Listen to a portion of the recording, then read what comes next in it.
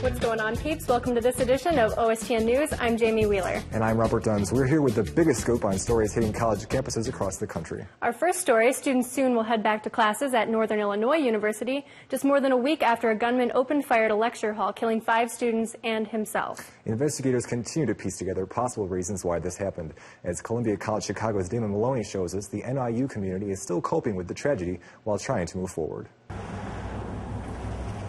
The campus of Northern Illinois University, cold and nearly empty. Flags at half-staff. White crosses surrounded by the snow.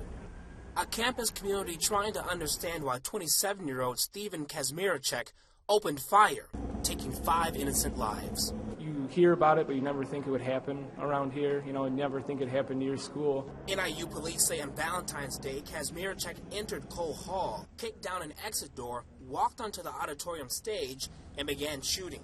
Senior George Gaynor was inside the lecture hall when he says his life literally flashed before his eyes. When I first saw him come in, I didn't know what to think. I wasn't sure what I was really seeing until he opened fire and I heard the gun blast and I just panicked and went on my instincts and ran.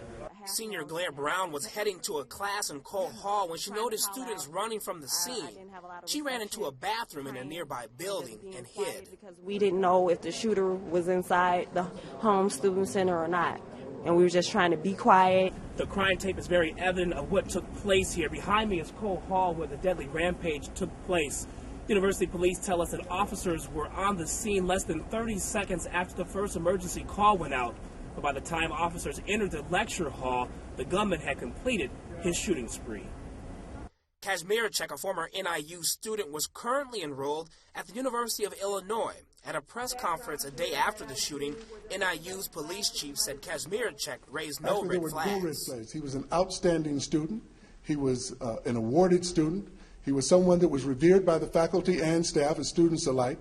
But new details, including the fact that Kazmierczak had been taking the antidepressant Prozac and other prescription medications, are giving investigators more insight as to a possible reason for the shooting. He was taking medication, had stopped, and he had become somewhat erratic in the past 2 weeks. As authorities continue to search for answers, the NIU community continues to grieve. I've had people say that they have classes in Cole and they don't ever want to go back there, so that's going to be difficult to deal with. But school officials say the healing process is well underway. We will get through this together.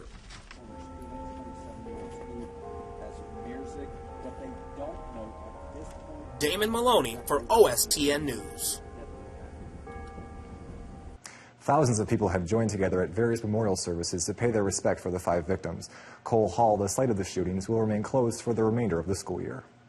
For most American college students, Fidel Castro and his empire seem half a world away, but not in Florida, where Cuba is just 100 miles off the shore and the Cold War is far from over.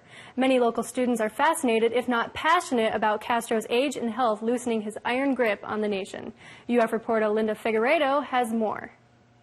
The Cuban community is now considering a life without a man, for better or worse, has influenced their culture for the past 50 years. Maybe we'll be able to go visit more now. When Gainesville, Florida resident Michael Berenz heard of Castro's resignation, he had to call his mom in Fort Lauderdale. But he was surprised when she was not as delighted as he expected. My mom still lives with that anguish or that anger towards the way she lived as a child there. So now that we're here in America now, it really isn't much of a difference for her. She just feels like nothing's going to change and there's no reason to come back.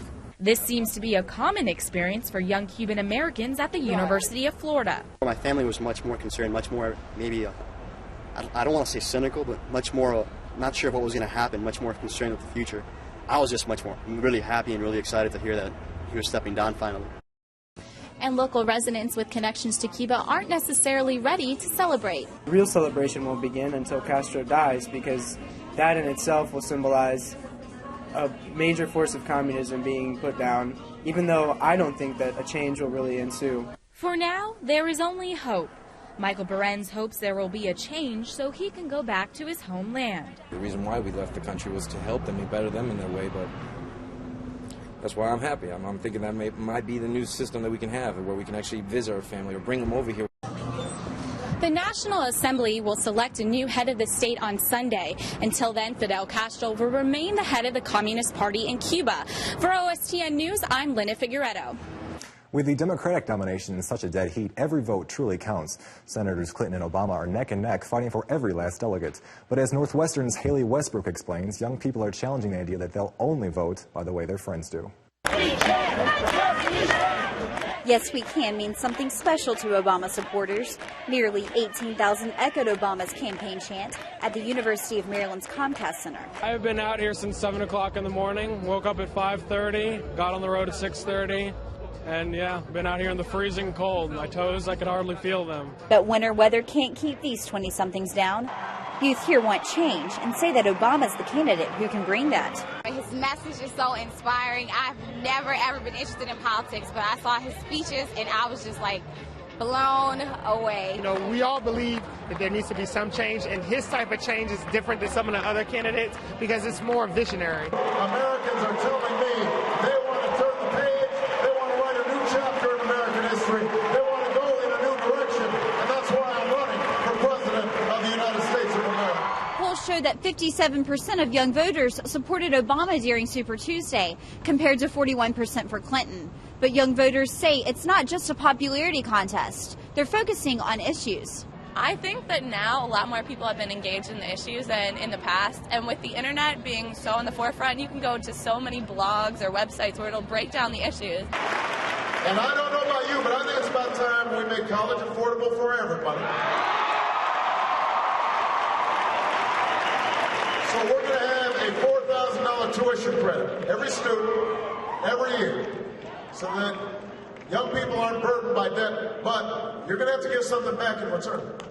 You're going to have to participate in community service, national service, work in a homeless shelter. That would be incredibly beneficial to me, but the really great part about that is that he's going to have college students invest themselves, and I think that that's fair and that's right, and that instills a work ethic in people, and we want to give. Did you see the reaction when he said, like, invest in America? They went wild. And if young Obama supporters have their way, they're going to take that enthusiasm to the polls. From Northwestern University in Washington, this is Haley Westbrook for OSTN News. After the break, a detailed look at one university's green success. Plus your campus countdown. Stay right with us.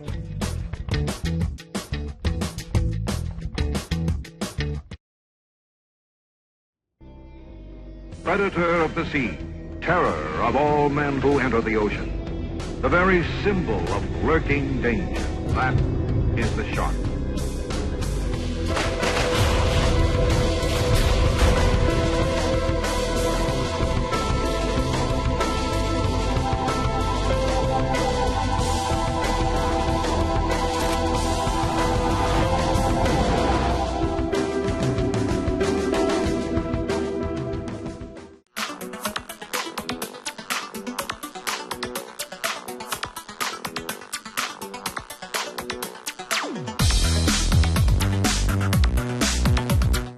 Rutgers University is taking the lead in an enviro scene by going green. As Americans become more environmentally conscious, people are increasingly taking active measures to go green. Among universities, Rutgers is setting the bar high with its various eco-friendly campaigns, thanks in part to Assistant Director of Environmental Services, David DeHart. One of DeHart's current projects includes a university-wide conversion to environmentally friendly cleaning products. While evaluating the university, he discovered that the old products, used for over 10 years, were less than cost-efficient and, in fact, hazardous. DeHart and his team then got to work. I put together a team of people to look at them, and this was our opportunity to take the university green and set the bar as high as we could possibly set it with regards to the green cleaning products. The new Green Seal certified EnviroCare products are biodegradable and bio-based, meaning they're made from renewable sources. Their non-toxic formulas are not only better for the environment, but also for the health and safety of those using them.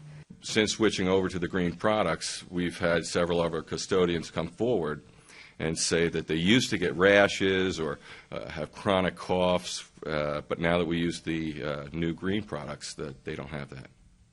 Maria Vergara, a custodian at the university, says the products are safe for everyday use, with only one providing a cause for concern. We have different cleaning products that I can use with no problem, but this one, for me, I wouldn't recommend.